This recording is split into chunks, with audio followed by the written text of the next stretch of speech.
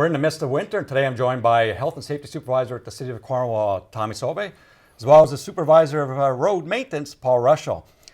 Welcome, guys. Thank you. Now, I know we're a little late into the season, but the season's been good up to this point, and all of a sudden now we're being bombarded by storms. First and foremost, Paul, maybe you can enlighten our viewers in regards to how we deal with these storms. Absolutely, Todd. Nice to be here. Hope to pass on some good information to our public here in Cornwall. We break up the city into two sections, basically. We call them Priority 1s and Priority 2s. Our Priority 1 roads are all our arterials, collectors. Those would be streets like Brookdale, 2nd, 9th Street. Those are the streets we hit first. So as soon as the storm's coming, we know what's coming. We mobilize our staff, we get them ready. And as soon as the snow hits, the phone calls are made, and our guys are on the road within 45 minutes usually, and they're hitting all of those routes.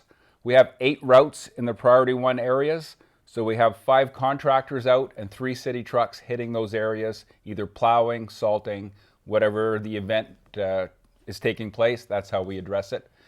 Usually, once that series is done and we get all our Priority 1s starting to look like in good shape, we then deploy our resources out on residential streets. Those we call Priority 2 streets. So all our residential streets, like I said, our dead ends, our laneways, stuff like that, we then go out and treat all of those areas.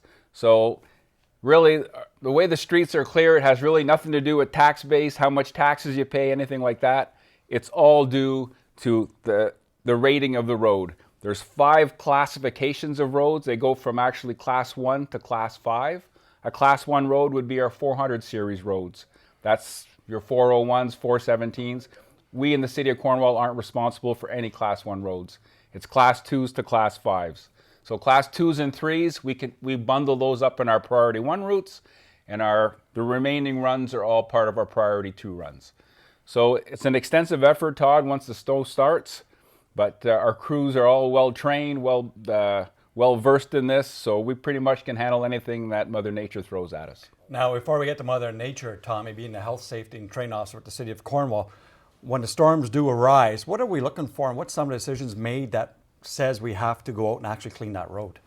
Well, it depends on, thanks Todd for having me, it depends on the amount of snow that we're forecasted in the weather updates that we get through our dispatch center. I know our sidewalks are 8 centimeters. 8 centimeters, correct. And it's 5 centimeters on the roadway. So once we've reached those levels, we'll deploy our resources. It could be our city resources, including all of our contractors. So again, the roads is about 5 centimeters of fall, but we usually start to treat the roads before that. We'll start salting, getting our Priority 1s salted. And then when we're done with the Priority 1s, we'll roll into the Priority 2s and do the same thing, treating the roads with salt. And then we'll put our plows down once the accumulation starts to arise.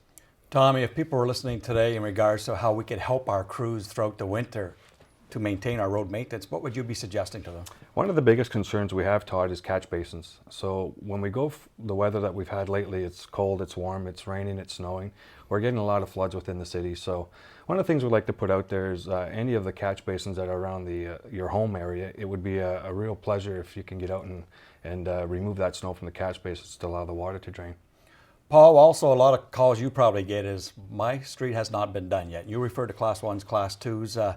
Sometimes we have to be back in Class 1s, I would imagine, before we get into Class 2s. Sure. Again, it depends on the snow event. We call them events, winter events.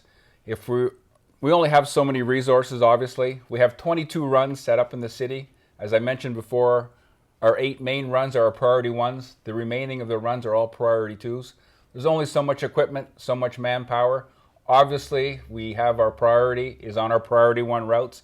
That's where most of our traffic is. So our police, fire use those roads the most. We have our bus routes. So we really do put our priority on those runs. Once those runs are looking good, routes, then we move on to our residential areas.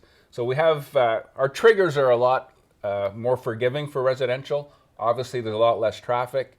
Traffic should be moving slower. Get onto our main roads. We're looking really for bare conditions. So there's 2 standards here. On our main roads, we're looking for bare, which means we want the whole road to be bare once we're done. Our residentials, we're just looking for center bare.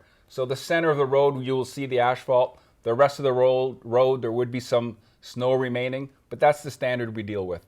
It's very difficult to get all the snow off on residential streets. Traffic gets on it, the snow ice bonds to the asphalt, becomes more expensive, takes a lot of equipment to get it off. So our standard's a little lower on residential streets. Nothing to do with taxes. It has everything to do with traffic counts and how your street is classified. Paul mentioned employee power. Obviously, the manpower can go so far based on their CVOR.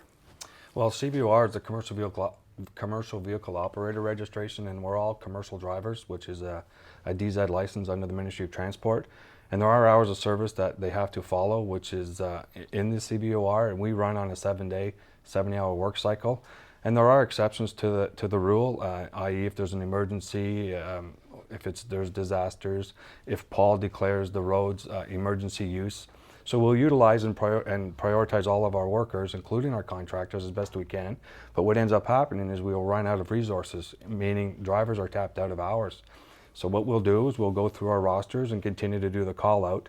And in the exception that we deem it an emergency, which we will, road concerns, we'll redeploy the operators who want to continue to work. That's an exemption under the CVOR because of the operation that we're faced, or the storm that we're faced. We're going to continue talking with Paul and Tommy in the next edition of Local Matters. We're talking your streets, and we'll see you here next time with Local Matters. I'm Todd Lalonde.